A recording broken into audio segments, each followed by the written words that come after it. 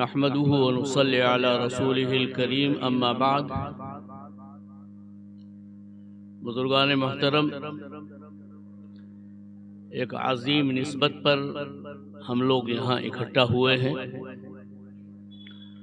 اور وہ نسبت ہے اللہ کے کلام قرآن عظیم کی حفظ کے اعتبار سے تکمیل کی تقریب۔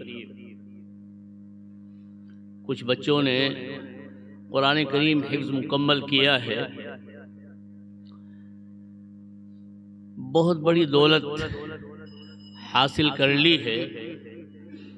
یہ اللہ کا انعام ہے، اللہ کا احسان ہے، ان پر بھی، ان کے والدین پر بھی، ان کے اساتذہ پر بھی، کہ اللہ نے یہ عظیم نسبت عطا فرما دی۔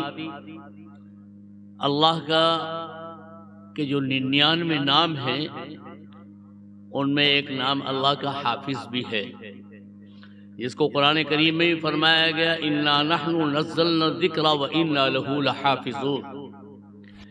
ہم ہی نے اس کو قرآن کریم کو نازل کیا ہے، ہم ہی اس کے محافظ ہیں۔ اس کے حفاظت کا ذریعہ اللہ رب العزت نے ان معصوم بچوں کو بنایا ہے۔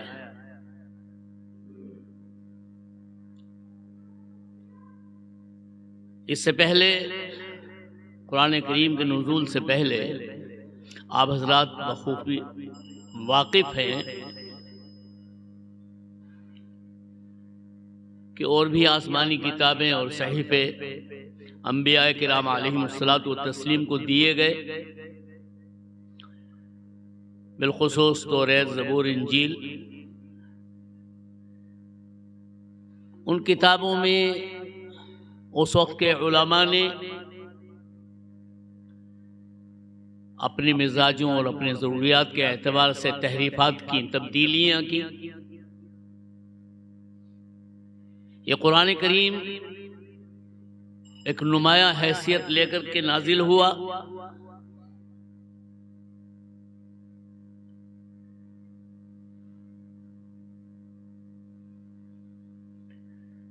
اور یہ وقتی نہیں تھا۔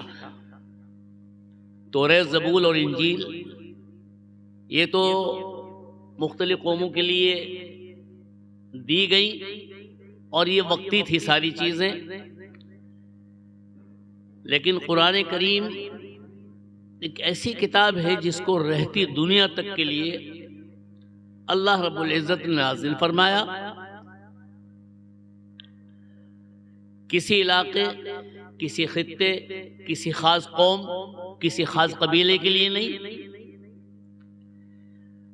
بلکہ عالمی سطح پر پوری دنیا کے لیے دستور حیات بنا کر بھیجا گیا ہے اس کو۔ تو اس کی حفاظت کے طریقے بھی اسی انداز کے اختیار کیے گئے۔ علماء جانتے ہیں کہ سب سے پہلا نظم تو اس کا یہی کیا گیا کہ قرآن کریم کے نزول سے پہلے شیاطین اور جنات آسمانوں تک پہنچتے تھے، اور وہاں جو بھی نظام بنتا تھا اس میں سے کچھ اچک لیا، سن لیا، اور بڑھا چڑھا کر کے کچھ لا کر کے اس وقت کے علماء کو، راہبوں کو، نجومیوں کو بتلا دیا، اور انہوں نے اور بڑھا چڑھا کر کے اس میں پبلک میں پھیلانا شروع کر دیا۔ اس میں 100 باتوں میں سے 40 باتیں، 30 باتیں، 35 چیزیں رونما ہو جاتی تھی، تو لوگوں نے ان کو نبیوں کا درجہ دے دیا تھا۔ لیکن جب قرآن کریم کا نزول کا وقت آیا تو یہ پابندی عائد کر دی گئی کہ شیاطین اور جنات آسمانوں کے قریب نہ پھٹکے، اور اس کا نظم یہ کیا گیا، آپ حضرات دیکھتے ہوں گے عموماً اب بھی کبھی کبھی کہ فضا میں ایسا لگتا ہے جیسے ستارہ ٹوٹ کر کے ادھر سے ادھر کو جا رہا ہے، ادھر سے ادھر کو جا رہا ہے۔ تو ایسے ہی فرشتوں کے ذریعے سے راکٹ کہہ لیجئے آج کی زبان میں، مارے جاتے تھے شیاطین کو اور جنات کو، جس کو قرآن کریم کی زبان میں شہاب ثاقب کہا گیا۔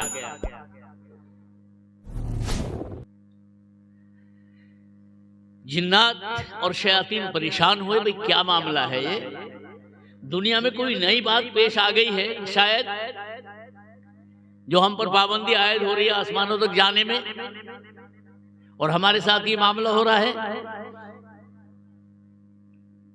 انہوں نے مشورے کیے اور مختلف ٹولیاں بنائی کہ تحقیق کرنی چاہیے معاملہ کیا ہے آخر۔ مختلف صوبوں میں، مختلف ملکوں میں جنات کی اور شیاطین کی ٹولیاں گشت کرنے لگی۔ سعودی عرب میں مکہ مکرمہ سے مدینہ طیبہ کی طرف ایک بستی ہے، وہاں بازار لگتا تھا، اس بستی کا نام ہے عکاظ۔ بڑے بڑے بازار اور میلے لگتے تھے وہاں، اور نبی کریم صلی اللہ تعالی وسلم کی عادت کریمہ تھی کہ آپ بازاروں میں، میلوں میں، پیٹھوں میں، جہاں مختلف قبائل کے لوگ اکٹھے ہوں، آپ اس موقع سے فائدہ اٹھایا کرتے تھے اور وہاں تشریف لے جاتے اور وہاں اسلام کی دعوت دیا کرتے تھے۔ چنانچہ کچھ صحابہ کرام کو نبی کریم صلی اللہ علیہ وسلم نے اپنے ساتھ لیا اور عکاظ کا راستہ اختیار کیا۔ راستے میں ایک جگہ قیام فرمایا، رات ہو گئی تھی۔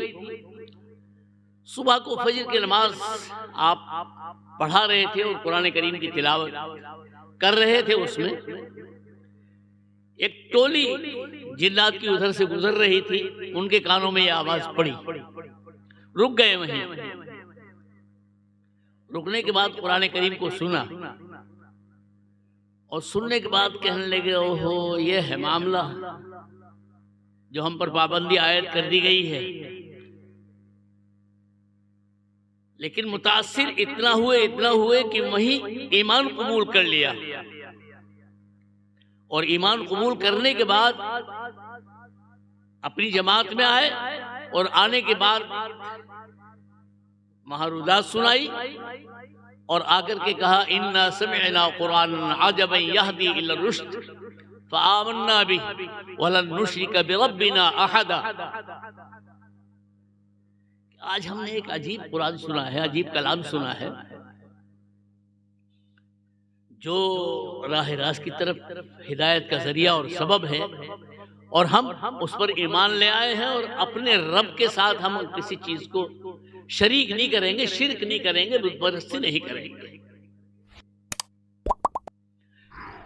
تو اس طرح سے اللہ رب العزت نے خلط ملط ہونے سے قرآن کریم کی حفاظت فرمائی۔ اب یہ حفاظت ہی کا نتیجہ ہے کہ اللہ نے ذمہ داری لی تو اپنے بندوں کو عجیب ذوق دیے پھر اس قرآن کریم کی حفاظت کے لیے۔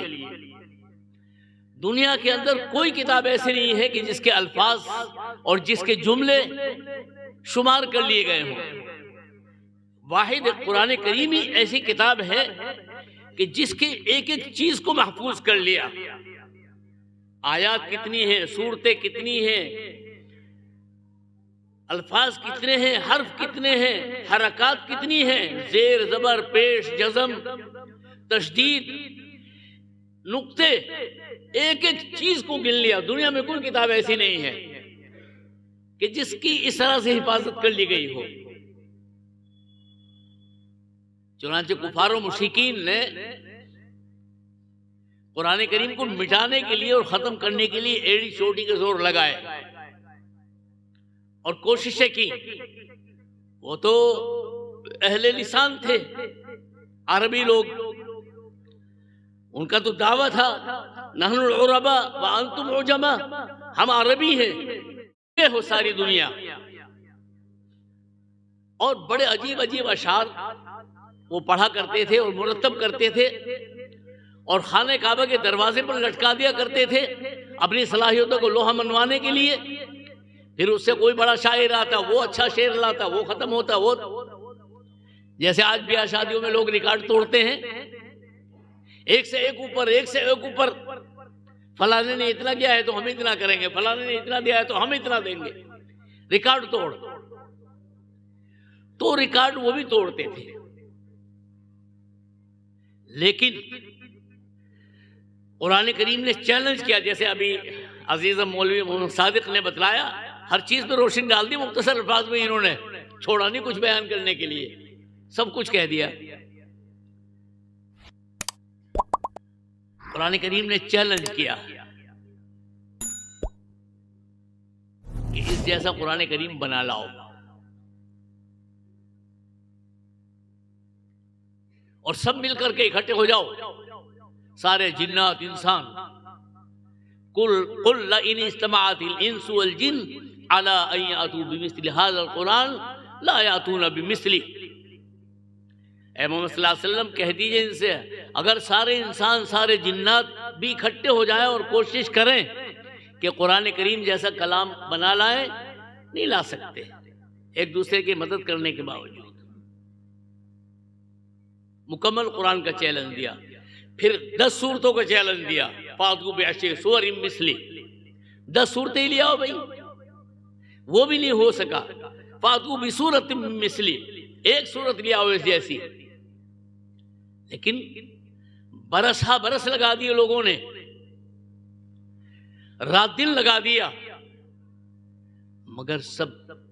حضرت عمر رضی اللہ تعالیٰ عنہ نے نبی کریم صلی اللہ علیہ وسلم کا قول نقل کیا ہے کہ اللہ تعالیٰ اس قرآن کریم کے ذریعے سے بہت ساری قوموں کو سربلندی عطا فرماتے ہیں اور بہت سارے لوگوں کو ذلیل و خوار کرتے ہیں.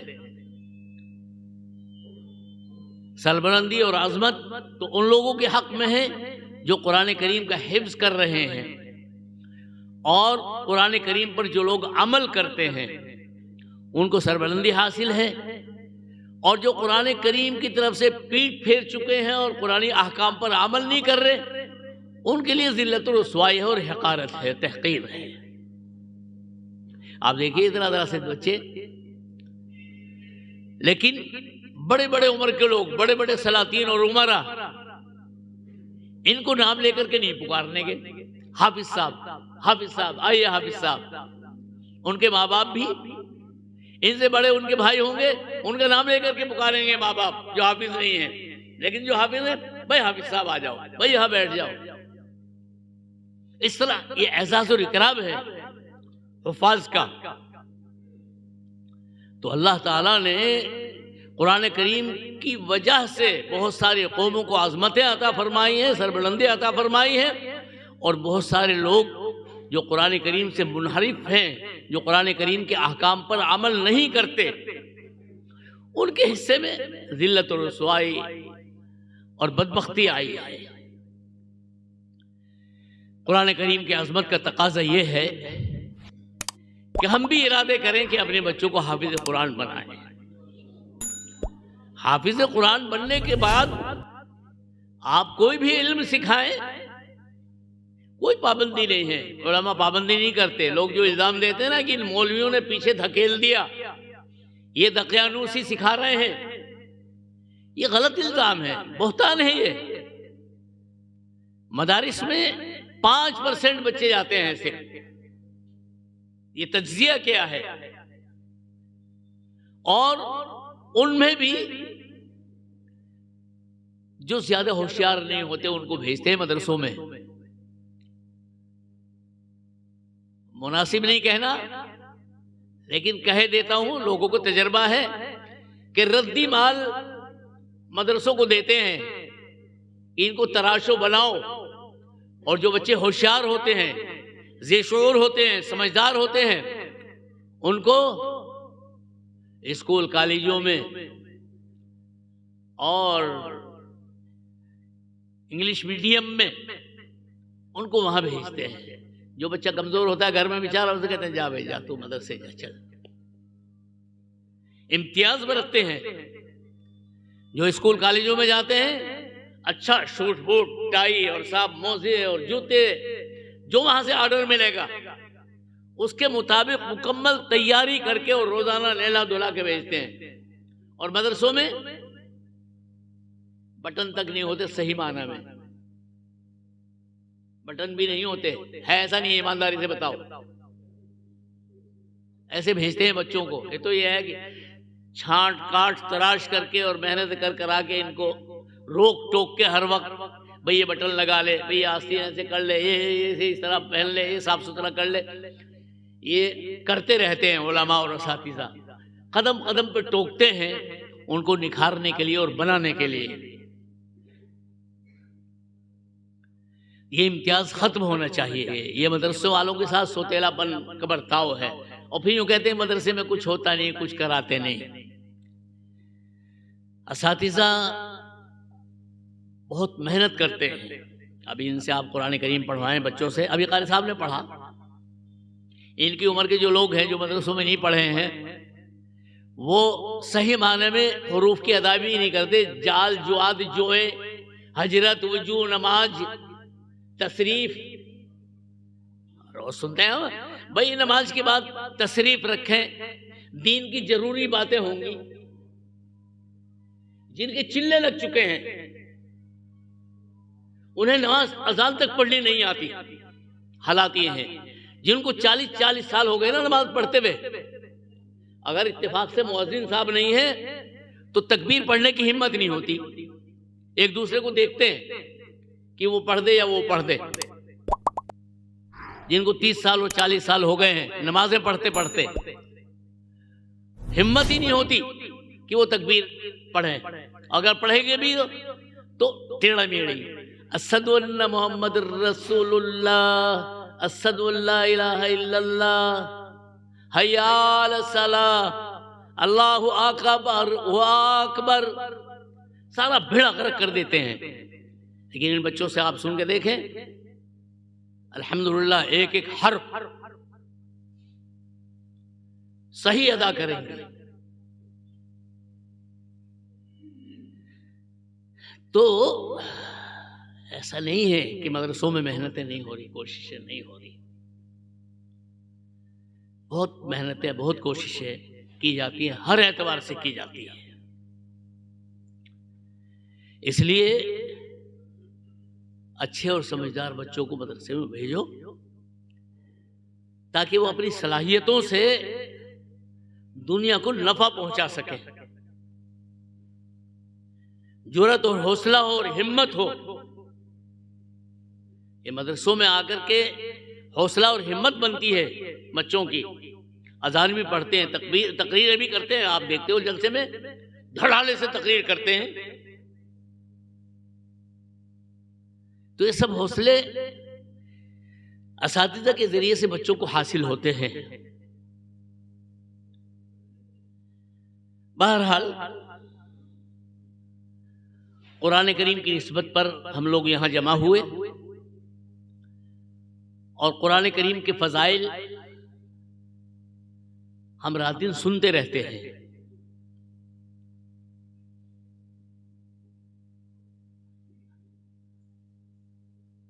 اس اعتبار سے تقاضا ہے اس بات کا کہ ہم بذات خود بھی قرآن کریم کی تلاوت کا معمول بنائیں، بھلے ہی سے پاؤ پارا، آدھا پارا، اس لیے کہ اللہ کے کلام ہے، جب اس کے کلام کو ہم پڑھیں گے تو اسے اور محبت پیدا ہوگی۔ آج یہ ہمارے بچے قرآن کریم پڑھتے ہیں ہمارے سامنے، ہم سنتے ہیں، خوش ہوتے ہیں۔ ابھی قاری صاحب نے پڑھا، کتنا سکون مل رہا تھا، راحت مل رہی تھی۔ کل قیامت کے دن یہی اپنا کلام اللہ رب العزت اہل جنت کو سنائیں گے، اور کیا مزہ آئے گا۔ جس کا کلام ہے جب وہ پڑھتا ہے، یہاں بھی شعراء کو آپ دیکھتے ہیں، وہ اپنی نظمیں اور نعتیں اور اپنے اشعار پڑھتے ہیں جھوم جھوم کر کے، تو مزہ آتا ہے۔ کوئی ان کی نقالی کرے تو صحیح معنی میں نقل نہیں کر پاتا۔ اگرچہ قرآن کریم کے بارے میں نبی کریم صلی اللہ علیہ وسلم نے یہ فرمایا زینوا القرآن باصواتکم، اور دوسری جگہ فرمایا زینوا اصواتکم بالقرآن، کہ اپنی آوازوں کے ذریعے سے قرآن کریم کو مزین کرو، یعنی خوبصورت کر کے پڑھو۔ اور کہیں فرمایا کہ اپنی آوازوں کو بہتر بناؤ قرآن کریم کے ذریعے سے۔ یہ لب و لہجے جو چلتے ہیں قراء حضرات کے، اس میں مزہ آتا ہے سننے میں، روح کو تازگی ملتی ہے، آدمی اکتاتا نہیں ہے قرآن کریم کو سننے اور پڑھنے کے اعتبار سے. دوسری کتابوں کو آپ دیکھیے، ایک دفعہ پڑھ لی، دو دفعہ پڑھ لی، پھر اٹھا کے پھینک دیتے ایک سائڈ میں، پڑھ لیے. لیکن قرآن کریم ایک ایسی کتاب ہے کہ یہ پرانی نہیں ہوتی پڑھنے کے اعتبار سے. پڑھتے چلے جاؤ، پڑھتے چلے جاؤ. عجیب کیفیت ہوتی ہے آدمی کی. اور اللہ کے بندے ایسے ہیں دنیا میں کہ قرآن کریم پر ایسی ایسی محنتیں انہوں نے کی ہیں. لمبی لمبی صورتیں ایک ایک سانس میں پڑھ جاتے ہیں، ایک ایک سانس میں لمبی لمبی اشش کر کے رہ جاتا ہے آدمی. اس لیے نبی کریم صلی اللہ علیہ وسلم نے تاکید فرمائی کہ قرآن کریم کو اپنی آوازوں کے ذریعے سے مزین کرو. اور ایک مرتبہ فرمایا کہ اپنی آوازوں کو قرآن کریم کے ذریعے سے خوبصورت بناؤ، مزین کرو، اچھی کرو اپنی آوازوں کو. جہاں تک تعلق ہے فضائل کا، تو یہی بچے جو حافظ ہو رہے ہیں دنیا میں تو ان کی دستار بندی ہوتی ہی ہے، کل قیامت کے دن بھی ہوگا. پوری انسانیت جمع ہوگی وہاں اور ان کو اعزاز بخشا جائے گا. اور انہی کو نہیں بلکہ ان کے والدین کے بارے میں یہ آتا ہے کہ اللہ رب العزت قرآن کریم کی عظمت کی وجہ سے جنہوں نے اپنے بچوں کو حافظ قرآن بنایا ہے ان کے والدین کو ایک ایسا تاج پہنائیں گے اور ایسا خلعت اور جوڑا عطا فرمائیں گے کہ اس کی چمک دمک اس سورج کی روشنی سے کہیں زیادہ ہوگی. جب والدین کا یہ اعزاز ہے تو حافظ قرآن کا اعزاز کیا ہوگا، اسی سے اندازہ لگایا جا سکتا ہے. لیکن اس کے ساتھ ساتھ یہ بھی ضروری ہے کہ جو حافظ قرآن ہوئے ہیں ان کی ذمہ داریاں بڑھ گئی ہیں. وہ ایک عام انسان نہیں رہے بلکہ وہ خاص ہو گئے ہیں. ان کا اخلاق، ان کا کردار، ان کی گفتار، ان کی رفتار وہ نمایاں ہونی چاہیے. مزاج و ملاؤ والی پن، بے ڈھنگا پن، وہ سب چیزوں کو خیر آباد کہہ دینا چاہیے کہ ہم ایک نسبت لگ گئی ہے حافظ قرآن کی ہمارے ساتھ. اس لیے اب بولنا ہے تو محتاط بولنا ہے، الٹب نہیں بولنا. عمل کرنا ہے تو اچھا عمل کرنا ہے، برائیوں کی طرف نہیں جانا. اخلاق ہمارے اعلیٰ ہونے چاہیے، معاملات ہمارے درست اور صحیح ہونے چاہیے. تو یہ ذمہ داریاں حافظ قرآن ہونے کے بعد اور عالم دین ہونے کے بعد بہت زیادہ بڑھ جاتی ہیں. اس کے ساتھ ساتھ قرآن کریم سے لگاؤ اور تعلق اور محبت، اور قرآن کریم سے ہی نہیں بلکہ نبی کریم صلی اللہ علیہ وسلم نے تو یوں فرمایا کہ اہل عرب سے محبت کرو 3 وجہ سے. فرمایا سب سے پہلی بات تو یہ ہے کہ میں عربی ہوں، تو میری وجہ سے اہل عرب سے محبت کرو.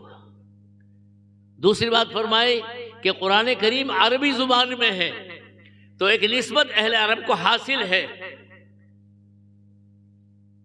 قرآن کریم سے کہ عربی زبان ہے اہل عرب کی بھی اور قرآن کریم کی بھی. اس نسبت پر ان کا احترام کرو، ان سے محبت کرو. اور تیسری بات یہ فرمائی کہ اہل جنت کی زبان بھی عربی ہی ہوگی، آٹومیٹک ہو جائے گی. آج تو دنیا میں ہزاروں قسم کی زبانیں بولی جا رہی ہیں،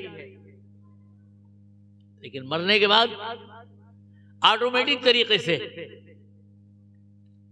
جیسے ہم یہاں ہیں اپنے ہندوستان میں بہت ساری زبانیں ہیں. ہمارا یہ علاقہ ہے اردو بولتے ہیں، ہندی بھی بولتے ہیں، تو اپنے ماحول میں اپنے گھر میں جو الفاظ بولے جاتے ہیں وہ ہمارے بچے بولنے لگتے، اتنے بولنا شروع کر دیتے ہیں. اہل عرب کے وہاں یہ ہے، دوسرے علاقوں میں اور ہیں. لیکن اہل عرب تو بہت اونچے لوگ ہیں. ہمارے علاقوں سے اور دوسری جگہ سے، دنیا سے لوگ وہاں ملازمت کرنے جاتے ہیں. وہ برائیاں بھی بہت کرتے ہیں کیونکہ معاملات ان کے ساتھ گڑبڑ ہو جاتے ہیں بہت سو کے ساتھ. اللہ کے نبی نے تو یہ فرمایا کہ ان سے محبت کرو. جنت کی جو زبان ہے وہ عربی ہے، اور گویا وہ سرکاری زبان ہے۔ قرآن کریم کی زبان بھی عربی ہے، وہ سرکاری زبان ہے۔ اللہ نے احکام بھیجے ہیں اسی زبان کے اندر۔ تو اس لحاظ سے اہل عرب کے ساتھ بھی احترام اور عظمت کا معاملہ ہونا چاہیے، محبت کا معاملہ ہونا چاہیے۔ ٹھیک ہے، بعض لوگوں کے معاملات خراب ہیں، وہاں ہیں تو یہاں بھی ہیں، بہت بدتر ہیں، اس کی جواب دہی ان کی ذمہ داری ہے، لیکن برا کہنے کا حق نہیں دیا گیا، کسی عام انسان کے لیے بھی برا کہنے کا حق نہیں ہے۔ اس کا مواخذہ ہوگا، پکڑ ہوگی، اس پر سخت پکڑ ہوگی۔ اس لیے محتاط رویہ اہل عرب کے سلسلے میں رکھنا چاہیے۔ جہاں تک تعلق ہے علم دین کے حصول کا، تو نبی کریم صلی اللہ تعالی علیہ وسلم نے یہ فرمایا ہے کہ جو آدمی علم دین حاصل کرنے کے لیے نکلتا ہے اور محنت کرتا ہے اور کوشش کرتا ہے، اللہ تعالیٰ اس کے لیے جنت کے راستے آسان فرما دیتے ہیں، اور اس کا مقام مجاہد فی سبیل اللہ کا ہو جاتا ہے، جب تک کہ وہ لوٹ کر کے نہ آئے، یعنی علم دین مکمل حاصل کر کے نہ آ جائے، وہ مجاہد فی سبیل اللہ بنتا ہے۔ تو علم دین کی فضیلت احادیث نبویہ میں بہت زیادہ بیان کی گئی ہے، وقت نہیں ہے، علماء حضرات یہاں موجود ہیں بہت سارے، مجھے اسی کا مکلف بنایا گیا تھا کہ میں تھوڑی دیر بیٹھوں۔ ہمارے بہت سارے علاقے کے علماء یہاں تشریف فرما ہیں، انشاءاللہ وہ بھی آپ حضرات کے سامنے آئیں گے۔ بس اخیر میں یہی کہتا ہوں کہ اللہ نے یہ دولت دی ہے تو اس کا لحاظ رکھنا سبھی حضرات، تمہارا اٹھنا بیٹھنا بھی اچھے لوگوں کے ساتھ ہو، یہ نہیں کہ کہیں بھی بیٹھ گئے، کہیں بھی اٹھ گئے، کہیں بھی کھا لیا، ڈھوروں کی طرح چلتے پھرتے راستوں میں کھاتے پھر رہے ہیں، یہ سب تمہارے منصب اور تمہارے عہدے کے خلاف ہے۔ بہت سنبھل کر کے تمہیں رہنا ہے اور چلنا ہے۔ قوم سے بڑی امیدیں وابستہ ہوتی ہیں، حفاظ اور علماء کرام سے قوم کو۔ اگر ہم لاؤبالی پن برتیں گے اور ہمارے حالات اور معاملات اچھے نہیں ہوں گے تو قوم کے اندر مایوسی آئے گی۔ یہ پڑھنے پڑھانے کا سلسلہ اسی لیے ہے تاکہ ہمارے معاشرے میں اور سماج میں اچھائیاں پھیلیں اور برائیاں ختم ہوں۔ تو اس کی کوشش کریں ہم سبھی انشاءاللہ مل کر کے۔ مولانا رضوان صاحب نے اور مدرسین نے محنت کی ہے، کوشش کی ہے، تو یہ پھل 5 بیٹھے ہیں اس سال کے آپ حضرات کے سامنے۔ ہمیں ان سب کا شکر گزار ہونا چاہیے، اس لیے کہ شکر گزاری کریں گے تو حوصلہ افزائی ہوگی، حوصلے بڑھیں گے اور محنتیں بڑھائیں گے، اور ناشکری کریں گے، ناقدری کریں گے تو حوصلے پست ہوں گے۔ تو اس لیے ہمیں سب کو ان کے ہاتھ پیر بھی ملنے چاہیے، تعاون بھی کرنا چاہیے، مدرسے کو آگے بڑھانا چاہیے، اور ان کی حوصلہ افزائی اور شکر گزاری بھی کرنی چاہیے۔ اللہ مجھے بھی توفیق عمل عطا فرمائے، آپ حضرات